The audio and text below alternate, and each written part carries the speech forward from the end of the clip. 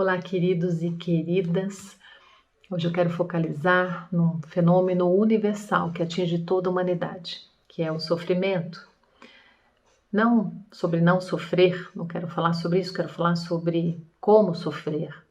Porque, de fato, poucas pessoas não sofrem, mas todos nós podemos aprender como sofrer. O sofrimento que é bom, que traz um resultado positivo para nós. O filósofo Berto Roden, no seu pequeno grande livro chamado Por que Sofremos, começa dizendo o seguinte, no seu primeiro capítulo: é importante nós aprendermos a cuidar do sofrimento antes que ele chegue. Ou seja, cuidar de termos as ferramentas necessárias para que quando tivermos que passar pela dificuldade, saibamos aí o que utilizar, como amenizar o impacto daquele desafio, daquele problema. Ele comenta algo como vacinar o corpo quando ele ainda está sadio, para podermos evitar o seu adoecimento. Então, nos momentos de bonança, de tranquilidade, diz ele, é preciso aprender a harmonizar a própria vida. E vivemos dessa maneira, buscando sempre estarmos harmonizados. É muito mais tranquilo aprendermos, por exemplo, uma técnica de meditação quando estamos bem. É muito mais simples lermos um livro, nos aprofundarmos numa determinada filosofia quando estamos tranquilos. Podemos exercitar a questão da gratidão ao longo do tempo, e aí quando a crise chega, aquilo já está tão construído dentro do nosso coração que temos uma base sólida e podemos ultrapassar a tempestade com maior segurança. E ele diz mais, já um pouco adiante no livro, ele diz que existem 3 categorias de sofredores. Ele diz, olha, existem os revoltados, os conformados e os regenerados. Os revoltados, você já pode imaginar, são aquelas pessoas que não aceitam, não se conformam com a chegada do problema, com a pessoa como ela é, com as dificuldades da vida ou com como ela mesmo está nesse momento na vida. Então ele escreve que os revoltados, eles assumem uma atitude negativa em face do sofrimento e por isso são frustrados, porque isso leva mesmo a pessoa à frustração. A pessoa fica ancorada naquela dificuldade. Já os resignados, segundo o ponto de vista deles, são aquelas pessoas que não tomam muito contato com a questão em si, né?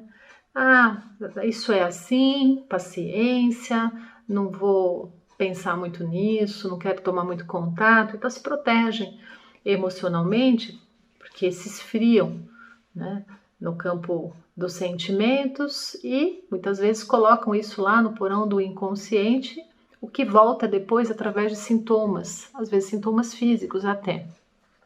Sobre isso ele diz que os resignados assumem uma atitude de estoicismo passivo, toleram em silêncio o inevitável.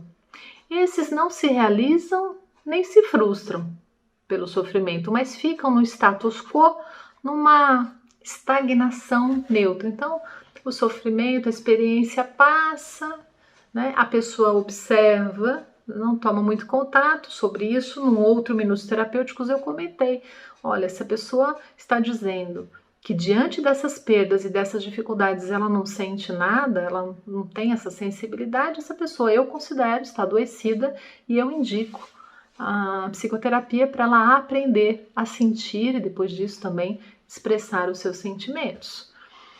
Por fim, diz ele, existem os regenerados. E ele diz, os regenerados, eles assumem uma atitude positiva em face do sofrimento, servindo-se dele para sua purificação e maturação espiritual. Então, quando ele fala aqui em purificação, eu entendo da seguinte maneira, a pessoa tira dela o que faz mal, ela percebe aquilo que não vai bem na personalidade, isso é uma purificação do campo psíquico.